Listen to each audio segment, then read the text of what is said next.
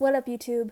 Dreamer Girl Infinity here, and here I am back with part 2 on the whole Michael Jackson situation, where this time I'm going to be giving you guys the facts and the evidence, surrounding the whole documentary. And, for those of you, I just want to explain real quickly that this is going to be split up into at least 2 to 3 parts, and I say that because I've got 5 notes, of evidence and facts, and for me, it's going to take more than 15 minutes to explain all of them, so if it seems repetitive to you, that's why. But anyhow, there's not really much I can say. Let's just get started. The first fact, that debunks Leaving Neverland is Robson and Safechuck had sworn under oath that Michael had never done anything to them, and Robson was questioned in detail during the 2005 trial and repeatedly denied any wrongdoing on Michael's part. And in 2011, after he quit his role for director of the film Step Up 4, don't know what that is, and was rejected as lead choreographer of the Michael tribute show, Cirque du Soleil. Yeah, that's what it's called. And it was only then that he came to the so-called realization that Michael had abused him. Is that really the case, Wade? Is it really? Anyway, oh, I forgot to mention. Do you guys think it's a coincidence? Hell no! Anyway, Wade Robson has changed his story repeatedly of his realization, into 3 stories, with realization number 1 not coming out sooner because he felt ashamed, number 2 not coming out because he had repressed memories of the abuse, and memories only resurfaced following a breakdown, more like a career breakdown, and number 3, now, currently, he says that he always knew that what had happened to him but didn't realize it was wrong, despite saying Michael told them to lie in the trial, otherwise they would both go to jail, as well as being questioned in detail during the 2005 trial. Whew, man, that was a mouthful. But anyway, the next one, Wade and James plus their mothers, I've watched clips of the documentary already. As much as I didn't want to, I did go ahead and watch some clips, and just watching it alone, with James, Wade, Safechuck, and the moms, you could clearly tell that they're lying and acting, because when discussing their abuse, they show little to no emotion, their face is just motionless, like a zombie, and the others that, for half the time, they're just smirking and laughing, just going about it like nothing's wrong, and it's you could clearly tell that they're acting. And plus, I should know of all people because I'm a drama student. I know how to act. And let me tell you, that was awful acting, might I add. But anyway, also the allegations that were made by them is very similar to the Jordan Chandler book. I forgot the author's name. I should have looked it up, but it was, I believe it was called The Diary of Jordan Chandler. I've seen it on a few websites. I'm going to have to look it up again. I don't know. But either way, those allegations are literally copied off of the book. And also, one fact, and I really don't say that this is biased because this is true. It is true. No 7-year-old, and not even a teenager, is going to remember, so clearly detailed, abuse. Do you honestly think a 7-year-old is going to remember their abuse in that much detail? Even by the dates? I don't even remember the times where my teachers, mistreated me, and yeah, I'll save that one for another discussion, but no, no child is going to remember it that vividly. Just think about that for a minute. And also another fact, I have seen clips of the documentary. They show no actual proof that they've been abused. No proof at all. All they show, are pictures of Neverland, of the landscape, and just pictures of Michael, plus themselves, of course. But, no signs of abuse, no pictures of abuse, Nada. Nothing.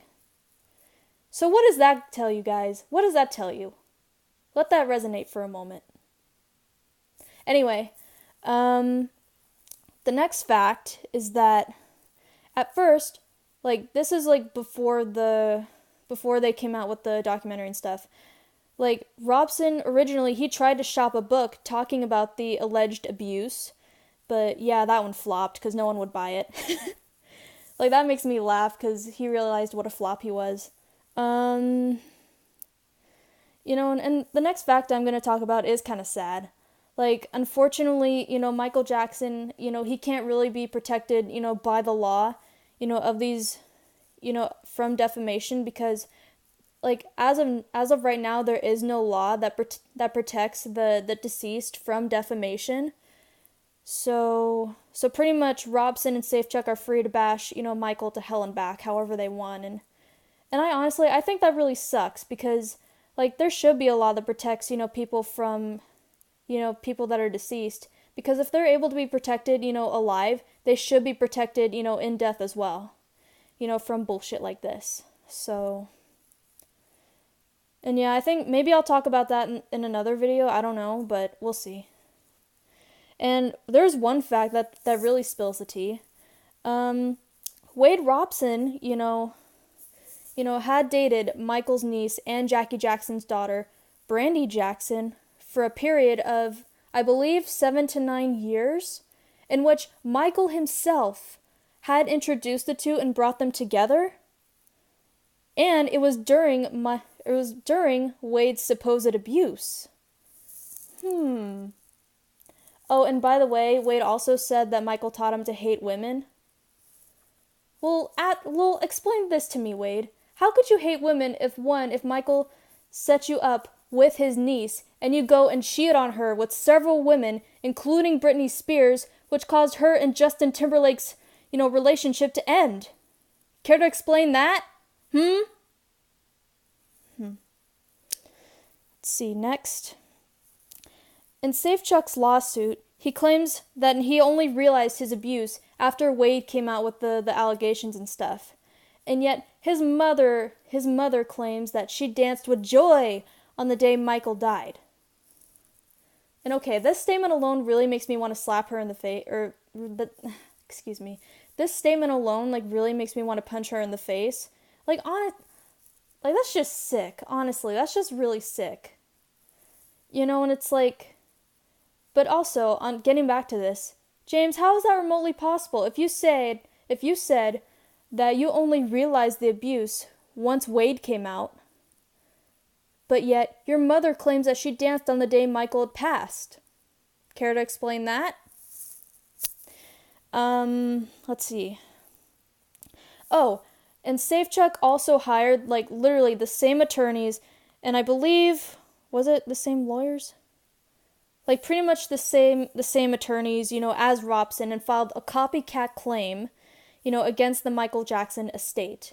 Oh, and I would also like to add that they're suing the Michael Jackson estate for, I believe, about $1.5 billion. The same, like, almost just close to the amount of Michael Jackson's net worth.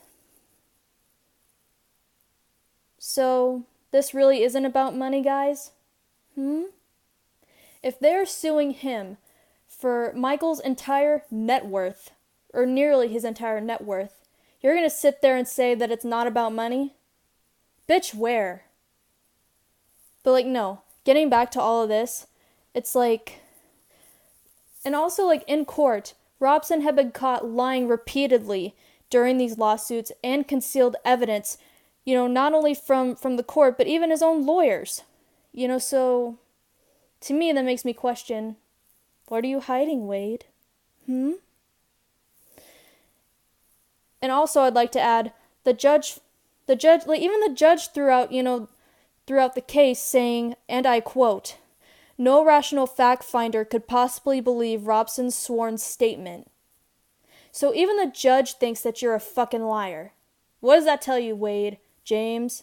Care to explain?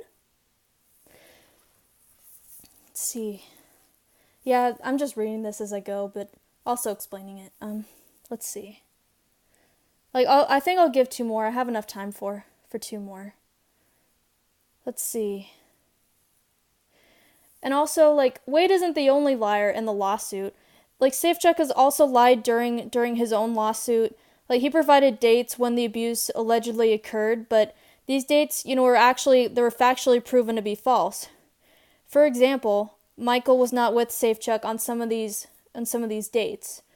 And I believe one of them being Thanksgiving, because if I can recall, James said that Michael, spent time with them during Thanksgiving and probably molested him there too. But yet, from what I believe, Michael Jackson was on tour with either, I think, the Dangerous Tour or the Bad Tour. But either way, he was on tour and he wasn't near him, so. Oh, and also, Wade said that he was abused by Michael Jackson after, from what I believe, the 1989 Grammys. Either the 1988 or the 1999. Or 1988 or 1989. Well, that was proven false because, one, Michael never performed at the Grammys in either. I think it was 1989, was it? Wasn't it? Like, correct me if I'm wrong, but I think it was 1989.